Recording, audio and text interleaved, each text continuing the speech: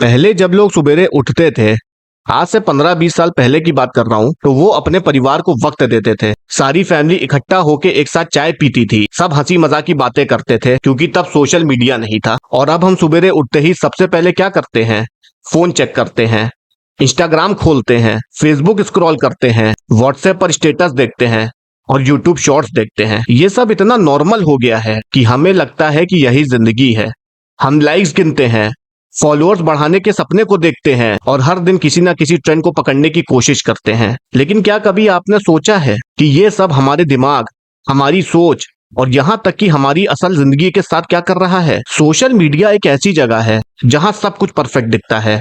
लोग हमेशा हंसते हुए दिखते हैं, खूबसूरत जगहों पर घूमने जाते हैं, महंगे कपड़े पहने हुए दिखते हैं और अपनी लाइफ को लग्जरियस दिखाते हैं। और हम सोचते हैं कि शायद हमारी जिंदगी में कुछ कमी है। हम खुद को दूसरों से कंपेयर करने लगते हैं और धीरे धीरे ये कंपैरिजन हमारी खुशी चुरा लेता है। हम खुद को साबित करने में लग जाते हैं। एक रील नहीं बनी तो पूरा दिन खराब होने लगता है। एक पोस्ट पर कम लाइक्स आए तो लगता है कि जैसे हम में काबिलियत ही नहीं है। ये सब अंदर ही अंदर हमारी मेंटल हेल्थ को खा जाता है। पर हम दिखावा करते रहते हैं कि सब ठीक है। सोशल मीडिया सिर्फ एंटरटेनमेंट नहीं है, ये एक आदत है और कई बार ये एडिक्शन बन जाती है। हम सोने से पहले और सुबेरे उठते ही सबसे पहले फोन चेक करते हैं। एक नोटिफिकेशन की आवाज आती है तो लगता है कुछ बहुत जरूरी हो गया है, लेकिन हकीकत में ये सब हमें सिर्फ फंसा कर रखता है ताकि हम ज्यादा से ज्यादा समय वहीं बिताएं। और सबसे खतरनाक बात यह है कि ये हमें असली दुनिया से दूर ले जा रहा है, असली रिश्तों से, असली दोस्तों से, असली खुशियों से। हम एक ऐसी दुनिया में जीने लगते हैं जहां हर चीज फिल्टर की हुई होती है, यहां तक कि हमारी मुस्कान भी।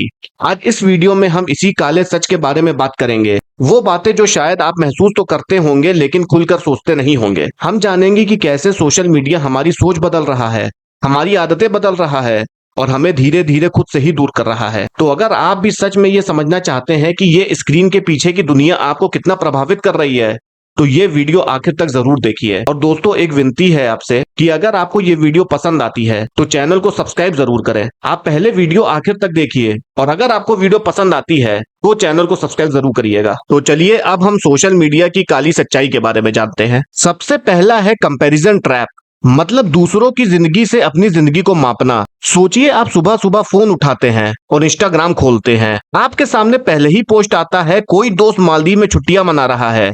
दूसरा पोस्ट, कोई स्कूल का पुराना दोस्त नई कार खरीद चुका है। तीसरा पोस्ट, कोई जिम में सिक्स पैक दिखा रहा है और आप वहीं बैठे बैठे सोचने लगते हैं, मेरे पास ये सब क्यों नहीं है। यही है सोशल मीडिया का सबसे बड़ा जाल, दूसरों की हाईलाइट रील से अपनी पूरी जिंदगी को कंपेयर करना। हकीकत यह है कि सोशल मीडिया पर कोई अपनी पूरी कहानी नहीं दिखाता है। लोग सिर्फ वही पल दिखाते हैं जो अच्छे होते हैं। बहुत ही कम लोग होते हैं, 1 या 2% लोग, जो अपने दुख, झगड़े और परेशानियों को शेयर करते हैं। लेकिन हम ये भूल जाते हैं और सोचने लगते हैं कि उनकी जिंदगी हमेशा परफेक्ट है।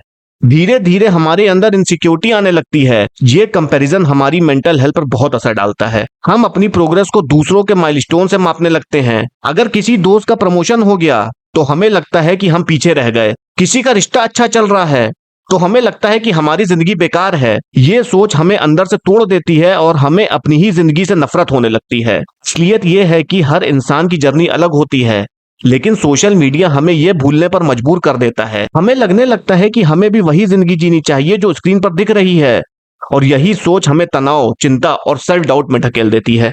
दूसरा है लाइक्स, व्यूज और कमेंट्स की भूख। याद है बचपन में जब हमारे स्कूल में अच्छे मार्क्स आते थे तो घर वाले खुश होते थे और हम भी खुश हो जाते थे। वो सेटिस्फेक्शन अंदर से आती थी। लेकिन आजकल हमारी खुशी एक हार्ट आइकन पर डिपेंड करने लगी है। आपने कभी महसूस किया है कि जब आप अपनी कोई भी फोटो या पोस्ट शेयर करते हैं तो बार बार फोन चेक करते हैं कि कितने लाइक्स आए।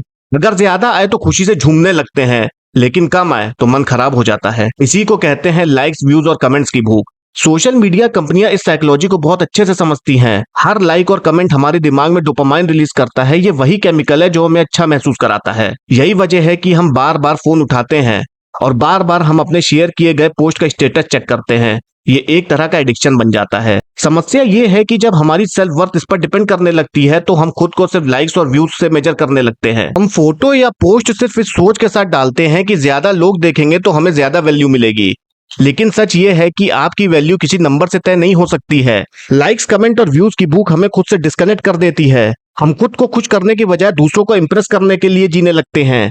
और अगर एक दिन हमारी पोस्ट पर एंगेजमेंट कम आ जाए तो हमें लगता है कि हम इररिलेवेंट हो गए हैं। यही चीज एंजाइटी और डिप्रेशन की जड़ बनती है। तीसरा है फेक लाइफ को दिखाना। सोशल मीडिया पर सब कुछ बहुत सुंदर दिखता है, हर कोई खुश है, हर कोई रिच है, हर कोई सक्सेसफुल है, लेकिन सच ये है कि ये सब सिर्फ एक इल्यूजन है। कई लोग सिर्फ दिखावे के लिए महंगे कपड़े खरीदते हैं, फैंसी रेस्टोरेंट्स में जाते हैं और फोटो डालते हैं। असल जिंदगी में वो शायद फाइनेंशियल स्ट्रगल से गुजर रहे हों, लेकिन सोशल मीडिया पर उनका चेहरा हमेशा मुस्कुराता हुआ दिखता है। समस्या तब शुरू होती है जब हम इस दिखावे को सच मान लेते हैं। हम सोचते हैं कि बाकी सब लोग खुश हैं और सिर्फ हम ही परेशान हैं। धीरे धीरे हम खुद भी इस फेक वर्ल्ड का हिस्सा बनने लगते हैं। हम अपनी जिंदगी के परेशान हिस्सों को छुपाने लगते हैं। झगड़े हो, हार्ट ब्रेक हो, फाइनेंशियल क्राइसिस हो, सब कुछ पर्दे के पीछे और सामने बस परफेक्ट सेल्फीज। लेकिन अंदर से हम और ज्यादा अकेले हो जाते हैं। हम असली इमोशंस को दबाने लगते हैं और सिर्फ वो दिखाते हैं जो दुनिया देखना चाहती है। ये दिखावा हमें इमोशनली कमजोर बना देता है। हम खुद को सच्चाई से डिस्कनेक्ट कर लेते हैं। हमें लगता है कि नेगेटिव इमोशंस रॉन्ग हैं, जबकि असल में वो भी जिंदगी का हिस्सा है। चौथा है मेंटल हेल्थ पर असर। दोस्तों, सोशल मीडिया हमें कनेक्टेड तो रखता है, लेकिन इसका हमारी दिमागी सेहत पर बहुत असर पड़ता है। कई रिसर्च ये साबित कर चुकी है कि ज्यादा सोशल मीडिया चलाना हमारी टेंशन, उदासी और अकेलापन की फीलिंग को बढ़ा देता है। हर बार जब हम स्क्रॉल करते हैं, हमारे दिमाग पर इतनी सारी खबरें, पोस्ट और वीडियोस एक साथ लोड हो जाती हैं और ये दिमाग को थका देती हैं। और सच बताइए, क्या आपने कभी खुद को दूसरों से कंपेयर करते पकड़ा है? इंस्टा पर किसी का ट्रिप, किसी की नई गाड़ी, किसी की नई ड्रेस देखकर आपको भी लगता है, यार मेरी लाइफ इतनी इंटरेस्टिंग क्यों नहीं है?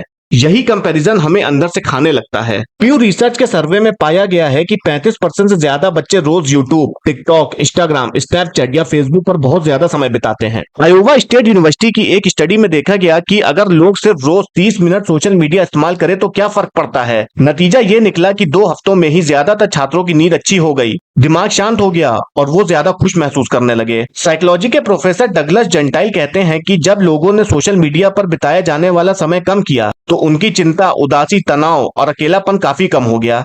वो ज्यादा खुश और पॉजिटिव महसूस करने लगे। इसी तरह पेनिसिल्वेनिया यूनिवर्सिटी की एक स्टडी में भी पाया गया कि जिन लोगों ने 3 हफ्ते तक सोशल मीडिया कम इस्तेमाल किया, उनमें अकेलापन और डिप्रेशन बहुत घट गया। सोचिए ये कितना बड़ा अलार्म है। हम खुद ही अपने मेंटल हेल्थ को बिगाड़ रहे हैं। रात को सोने से पहले भी फोन हाथ में लेकर स्क्रॉल करना, फिर देर तक नींद न आना, सुबह उठते ही फिर वही आदत दोहराना, ये एक ऐसा चक्र बन जाता है जिससे बाहर निकलना बहुत मुश्किल होता है। अगर हम ऐसे कंट्रोल नहीं करेंगे तो ये आदत धीरे धीरे हमें मेंटली एग्जॉस्ट कर देगी और जब दिमाग थक जाता है तो हमें किसी काम को करने में मन नहीं लगता है। हम गुस्सैल हो जाते हैं और कभी कभी खुद से ही नाराज होने लगते हैं। पांचवा है टाइम की सबसे बड़ी चोरी, यानी स्क्रॉल ट्रैप। सोशल मीडिया का सबसे खतरनाक असर यह है कि हमारी जिंदगी का सबसे कीमती खजाना, जो कि है समय, वो चुरा लेता है। सोचिए, आप अपने फोन को उठाते हैं, खुद से कहते हैं बस 5 मिनट रील्स देखूंगा, लेकिन जब फोन नीचे रखते हैं, घड़ी पर नजर डालते हैं तो पता चलता है कि आधा घंटा, कभी कभी 1 घंटा निकल चुका है। ये गलती आपकी नहीं है, ये पूरी तरह से प्लान किया गया है। सोशल मीडिया प्लेटफॉर्म्स ऐसे एल्गोरिथम बनाते हैं जो आपको बार बार वही कंटेंट दिखाते हैं जो आपकी दिलचस्पी को बढ़ाए, जो आपको और ज्यादा स्क्रॉल करने पर मजबूर कर दे। हर स्वाइप, हर स्क्रॉल इनके लिए पैसा है। जितना आप इन ऐप्स पर रुकेंगे, उतना ये कंपनियां आपसे पैसा कमाएंगी।